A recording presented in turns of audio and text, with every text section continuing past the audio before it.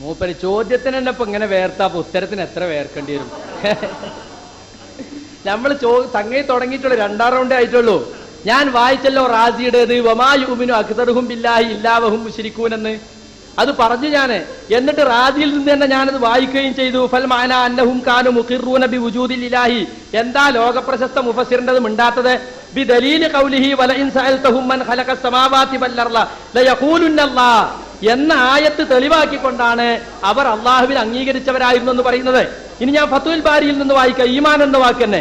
വഖാല ഇക്രിമ വമാ യുമിനു അക്സറു ബില്ലാഹി ഇല്ലാ വഹും മുശ്രികൂൻ വലഇൻ സഅൽതഹും മൻ ഖലഖഹും വമൻ ഖലഖസ് സമാവാതി വൽ അർള ലയഖൂലുന്നല്ലാഹ് ഫദാലിക ഈമാനുഹും വഹും യഅബുദൂന ഗൈറഹു.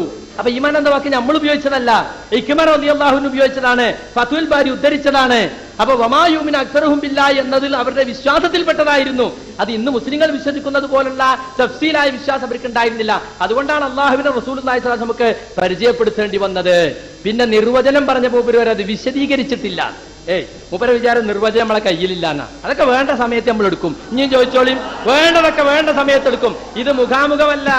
ആളുകളെങ്ങനെ ഇതിന്റെ നേരത്തെ ആളെ ഒരുക്കി നിർത്തിയെന്ന് മൂപ്പര് പറഞ്ഞല്ലോ. റെഡിമെയ്ഡ് ചോദ്യക്കാരെ ഇനി റെഡിമെയ്ഡ് ഉത്തരം അത് ഇവിടെ നടക്കൂല. ഇവിടെ വ്യക്തമായി തന്നെ ഞാൻ പറഞ്ഞിട്ടുണ്ട്. ഞങ്ങൾ ആയത്തോതി ഇൻ തദ്ഉഹും ലാ യസ്മഉ ദുആഅക്കും. കണ്ടോ, ദാലികുമുല്ലാഹു റബ്ബുക്കും ലഹുൽ മുൽക്കു എന്ന് പറഞ്ഞ് തുടങ്ങുന്ന ആയത്തിൽ നിങ്ങൾ അവരോട് പ്രാർത്ഥിച്ചാൽ അവർ നിങ്ങൾക്ക് ഉത്തരം ചെയ്യുകയില്ല. അത് ഇന്ന് നിങ്ങൾ നടത്തുന്ന ഇസ്തിഗാസ തന്നെയാണ്. അവർ കേൾക്കുകയില്ല. കേൾക്കുമെന്ന് സങ്കല്പിച്ചാൽ തന്നെയും അവർ നിങ്ങൾക്ക് ഉത്തരം ചെയ്യുന്നതല്ല. ഖിയാമത്ത് നാളിൽ നിങ്ങൾ ഈ ചെയ്ത ശിർക്കിനെ അവർ നിഷേധിക്കുകയും ചെയ്യും. പിന്നെ അദ്ദുആഉ വൽ ഇബാദ ഞങ്ങൾ എത്ര പ്രാവശ്യം പറഞ്ഞു? അത് വിശദീകരിച്ചതോ വിഷയാവതരണം തന്നെ ഞങ്ങൾ പറഞ്ഞു. അള്ളാന്റെ റസൂൽ സ്വന്തം നിലക്ക് പറഞ്ഞല്ല, ആയത്ത് തെളിവ് പറഞ്ഞിട്ടുണ്ട്.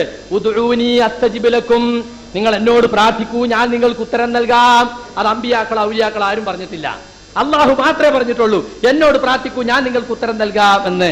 എന്നിട്ട് തുറന്നു പറയുന്നു ഇന്നല്ലദീന യസ്തക്ബിറൂന അൻ ഇബാദതി സയദ്ഖുലൂന ജഹന്നമ ദാഖിരീൻ. അപ്പൊ ദുആനെ സംബന്ധിച്ച് ഇബാദത്ത് എന്ന ആയത്തിൽ പറഞ്ഞു. ആ ആയത്ത് തെളിവാക്കിക്കൊണ്ടാണ് അല്ലാഹുവിന്റെ റസൂൽ അദ്ദുആഉ ഹുവൽ ഇബാദ എന്ന് പറഞ്ഞത്. അപ്പൊ പ്രാർത്ഥന മാത്രമാണ് ആരാധന എന്ന ഹദീസ് ആയത്ത് ഉദ്ധരിച്ച് അല്ലാഹുവിന്റെ റസൂൽ പറഞ്ഞു. അതുകൊണ്ടാണ് നിങ്ങൾ ഇന്ന് നടത്തുന്ന പ്രാർത്ഥന അത് ഇബാദത്തിന്റെ പരിധിയിൽ വരുന്നതാണ് എന്ന് ഞങ്ങൾ വ്യക്തമായി തന്നെ പറഞ്ഞു. പിന്നെ യക്ഫുറൂന ബിർറഹ്മാൻ എന്ന് പറഞ്ഞിട്ടില്ലേ? അത് ഉമർ മൗലവി പറഞ്ഞിട്ടില്ലേ? അമാനി പറഞ്ഞിട്ടില്ലേ? ഏതെങ്കിലും ഒരു കാര്യത്തിൽ അള്ളാഹുവിനെ നിഷേധിച്ചാൽ തന്നെ കാഫിറായി. അവരിൽ പരലോകത്തിൽ അവിശ്വസിച്ച ആളുകൾ ഉണ്ടായിരുന്നു. പരലോകത്തിൽ ബഅസ് ഉണ്ടാവില്ല എന്ന് വിശ്വസിച്ചവര്, റസൂലിനെ വിശ്വസിച്ചവരില്ലേ അവര്. അതുകൊണ്ട് തന്നെ അവർ യക്ഫുറൂന ബിർറഹ്മാൻ എന്ന് പറയാമെന്ന് മുഫസ്സിറുകൾ അർത്ഥം പറഞ്ഞിട്ടുണ്ട്. വഹും യക്ഫുറൂന ബിർറഹ്മാൻ, പരമകാരുണികനെ അവർ നിഷേധിച്ചിരുന്നു. അള്ളാഹുവിന്റെ റസൂലിനെ നിഷേധിച്ചാൽ തന്നെ അത് പരമകാരുണികനെ നിഷേധിക്കുന്നതിന് തുല്യമാണ്. ഖുർആനെ നിഷേധിച്ചാലും അത് പരമകാരുണികനെ നിഷേധിക്കുന്ന തുല്യമാണ്. പരലോകത്തെ നിഷേധിച്ചാലും. അതുകൊണ്ട് യക്ഫുറൂനന്റെ ആയത്ത് ഇനി ഒരുപാട് ഓതിക്കോളൂ, ഒരു പ്രശ്നവുമില്ല.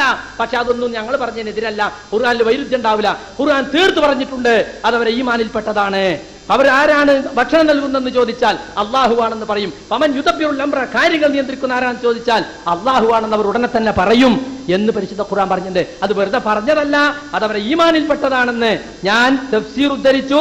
ഇപ്പോൾ ഫത്ഹുൽ ബാരിയിൽ നിന്ന് ഇക്രിമയുടെ വാക്കും ഉദ്ധരിച്ചു. വേണ്ടി വന്നാൽ ഇനിയും ഉദ്ധരിക്കും സന്ദർഭം പോലെ. പക്ഷെ ഞങ്ങൾക്ക് പറയാനുള്ളത്, വിനയത്തോടെ ചോദിച്ചാൽ ഏത് ആരാധനയാവൂ എന്ന് മൂപ്പർ ചോദിച്ചിട്ടുണ്ട് എന്നോട്. അത് ഞാൻ മറുപടി പറയാണ്. ഗുരുവിന്റെ മുമ്പിൽ ചെന്നിട്ട് കാണിക്കണത് അതിനെക്കുറിച്ച് ആരാധന ആരും പറയാറില്ല.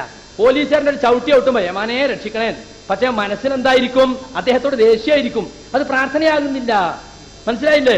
അതുപോലെ തന്നെ ഒരാള് ഉസ്താദിന്റെ മുമ്പിൽ നിന്നിട്ട് ഉസ്താദിന് മശായിഖന്മാരെ മുമ്പിൽ സുജൂദ് ചെയ്യുന്ന സൂഫികളുണ്ട്. അത് ആരാധന തന്നെയാണ്. കാരണം മശായിഖിനെ കുറിച്ച് അവർക്കുള്ള ധാരണ അതാണ്.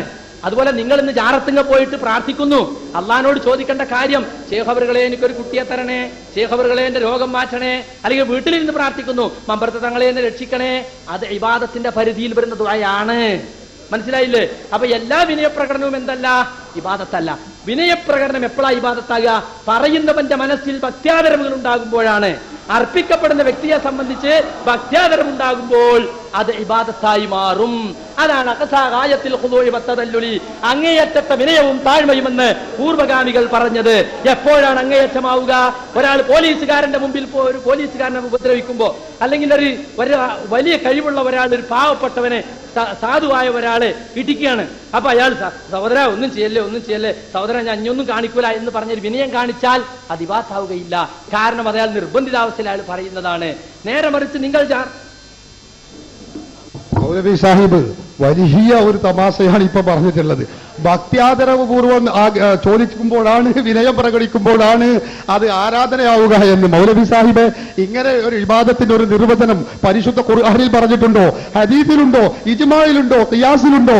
നിങ്ങൾ ഈ വിടുവായത്വം ഞങ്ങളോട് വേണ്ട, നിങ്ങളുടെ അനുയായികളോട് പറഞ്ഞാൽ മതി. ഈ കാര്യം നിങ്ങൾ ഓർക്കണം.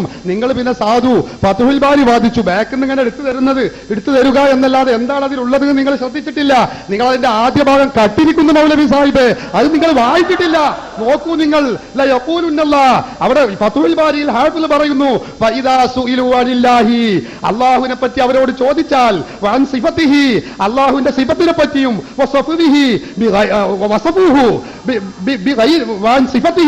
അങ്ങനെ ചോദിച്ചാൽ, ഇല്ലല്ല ഒന്നും തെറ്റിയിട്ടില്ല, അല്പവും തെറ്റിയിട്ടില്ല. നിങ്ങൾ ചിരിക്കണ്ട, നിങ്ങളെ കൊണ്ട് അവസാനം ഞാൻ കരയിപ്പിക്കും ഇൻഷാ അല്ലാഹ്.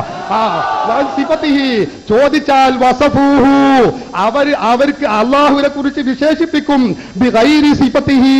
അള്ളാഹുവിന്റെ വിശേഷണം അല്ലാത്തതാണ് പറയുക. മുഹമ്മദ് നബി പരിചയപ്പെടുത്തിയ അള്ളാഹു അല്ല. മൗലവി അതായാ പറഞ്ഞത്. എന്റെ ചോദ്യം അതായിരുന്നു. മക്കളുള്ള അള്ളാഹുവിനെയാണ് അവർ പരിചയപ്പെടുത്തിയത്. അള്ളാഹുവിനെ കൊണ്ട് അവർ ശിർക്ക് വെക്കുകയും ചെയ്തിരുന്നു. ഇതാണ് മൗലവി ഫത്ഹുൽ ബാരിയിൽ പറഞ്ഞത്. നിങ്ങൾ പകുതി മാത്രം വായിച്ചത് കൊണ്ടായില്ല, മുഴുവനും നിങ്ങൾ വായിക്കണം. ഇതിനെ കുറിച്ചാണ് പരിശുദ്ധ ഖുർആനിൽ വമാ യുഅ്മിനു അക്തറുഹും ഇല്ലാ വഹും മുശ്രികൂൻ എന്ന് പറഞ്ഞിട്ടുള്ളത്. മൗലവി സാഹിബ്, ഇത് ഓർക്കണം നിങ്ങൾ. ആദ്യം പറഞ്ഞ നിർവചനം വിനയത്തോടെയുള്ള ചോദ്യം എന്ന് പറഞ്ഞപ്പോ നമ്മൾ സംശയം ചോദിച്ചപ്പോ പിന്നെ മൗലവി അത് അങ്ങനെയല്ല ഇങ്ങനെയാണ് എന്ന്, ഇങ്ങനെ ഓരോന്ന് മൗലവി സാഹിബ് മാറ്റി പറയേണ്ടി വരും. മറ്റൊന്ന്, ഈ റാസിയിൽ നിന്ന് മൗലവി ഉദ്ധരണി വായിച്ചു. എന്തായിരുന്നു വായിച്ചത്? അള്ളാഹുവിൽ അവർക്ക് വിശ്വാസമുണ്ടായിരുന്നു.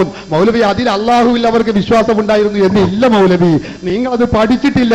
മുഹമ്മദ് നബി പരിചയപ്പെടുത്തിയ അള്ളാഹുവിൽ അവർക്ക് വിശ്വാസമില്ല. നിങ്ങൾ നോക്കൂ, ഇമാം റാസി റഹിമഹുല്ല പറയുന്നു,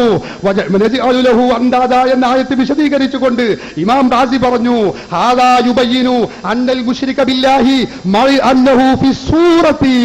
മൗലവി സാഹിബേ, ബാഹ്യമായി അവര് അള്ളാഹുവിന് മുസ്ബിത്തുൻ, അള്ളാഹു ഉണ്ട് എന്ന് പറഞ്ഞിരുന്നെങ്കിൽ തന്നെയും ലാകിന്നഹു ഫിൽ ഹഖീഖത്തി, നിങ്ങൾ ചിരിക്കണ്ട, നിങ്ങൾ ശരിക്കും ശ്രദ്ധിക്കണം ഇബാറത്ത്.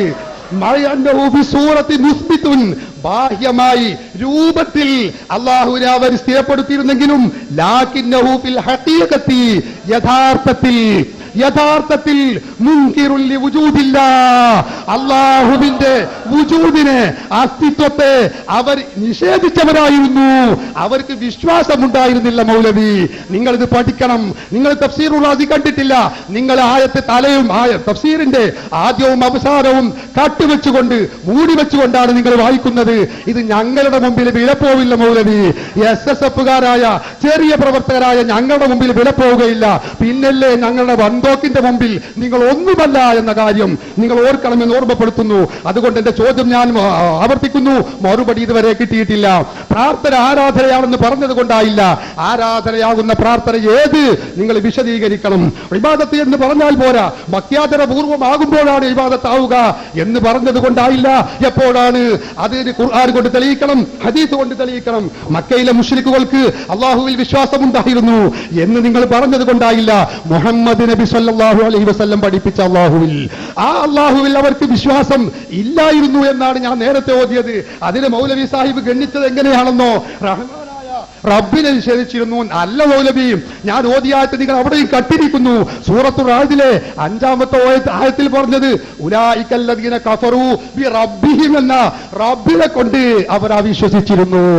റഹ്മാനെ കൊണ്ടല്ല, റബ്ബിൽ തന്നെ അവർക്ക് വിശ്വാസം ഇല്ലായിരുന്നു. മറുപടി പറയണം നിങ്ങൾ ഇതിന്.